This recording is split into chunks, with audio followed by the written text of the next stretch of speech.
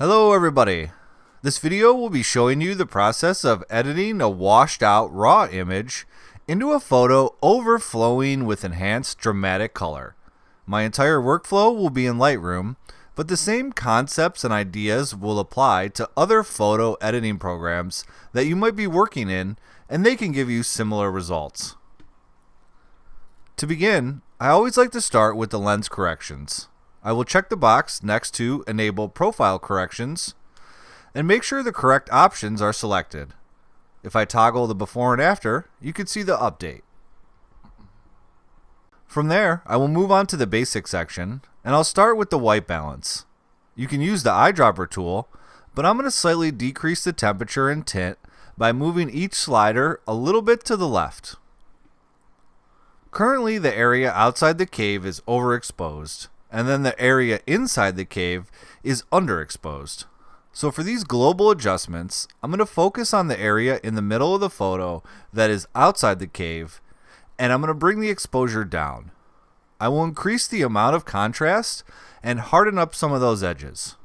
Moving on to the highlights, I'm lowering them quite significantly in an attempt to even out the exposure.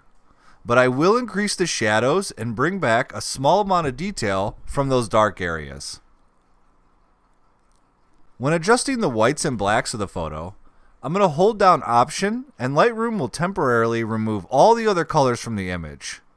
Do this with each slider and stop the adjustment when you start to see little parts of the photo turn completely white or totally black. With this next section, I'm still focusing on the middle part of the photo, and I will increase the global texture, and I will also increase the global clarity until the rocks start looking more defined than they were in the unedited version.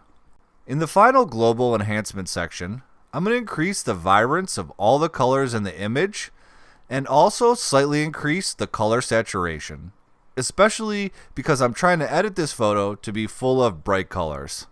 And with that, I have finished making big sweeping changes to the photo. And if I toggle the before and after, you can see the changes. Now I'm going to focus on specific colors and also isolate areas of the photo to refine my edits and work in a more localized way. I'm going to open up the color mixer option and go through each color one by one. When adjusting the hue, keep in mind this is changing the tonal range of the selected color from one of the colors next to it on the color wheel. For example, moving the hue of red to the right, it will make the color look orange, and then moving the hue of orange to the left will make it look red. That is because these colors are next to each other on the color wheel. Moving the hue of orange to the right will make it look yellow, and so on. Saturation is referring to the strength of the color, and for this edit, I want all of the colors to be popping off the image, so I'm going to increase the saturation a little more than normal. Overdoing this can make photos look unrealistic, but I'm not particularly worried about that for this edit. I want all the different colors to have a deep richness to them. You can also use saturation in reverse if a certain color is way too distracting and pulling attention away from the focal point. Luminance can change the brightness of a color. For example, you have a blue color that you like, and you don't want to change it to a different color, you just want the blue to appear lighter or appear darker. That is where luminance comes in. It can also be helpful to match a color to the surrounding environment, depending on if the subject is in full sun or in shadow. And now that I'm done editing all the colors, I want to show you the before and after of the color mixer section. From there, it's time to switch over to the masking section, where I can dodge and burn parts of the image. Looking at the image, I don't really like how the light is illuminating parts of the cave ceiling. I would prefer to have the light just around the edges of the opening, so my first mask, I'm going to use a linear gradient that starts at the top of the image and comes down to about the top of the opening of the cave.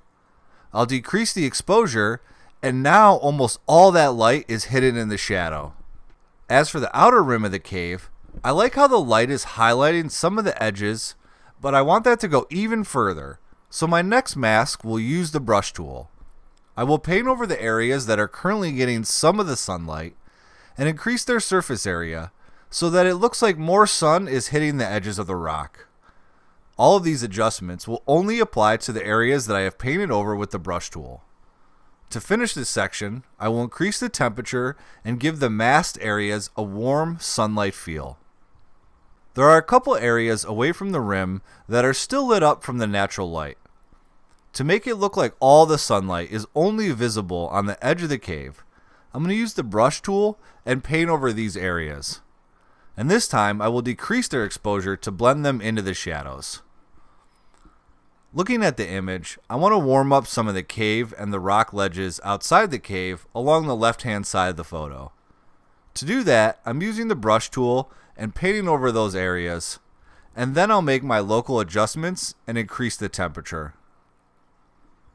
I think I'll do the same thing for some of the vegetation growing along the back part here. Create a new mask and select brush. Nothing major, just warming up that area a bit so the plants are a nice mix of greens and yellows. Here is a before and after of just the masks. Now, the editing is complete and you can see the original in-camera image as compared to our colorful edit. Thanks for watching. If you like what you see, please hit subscribe to see more in the future.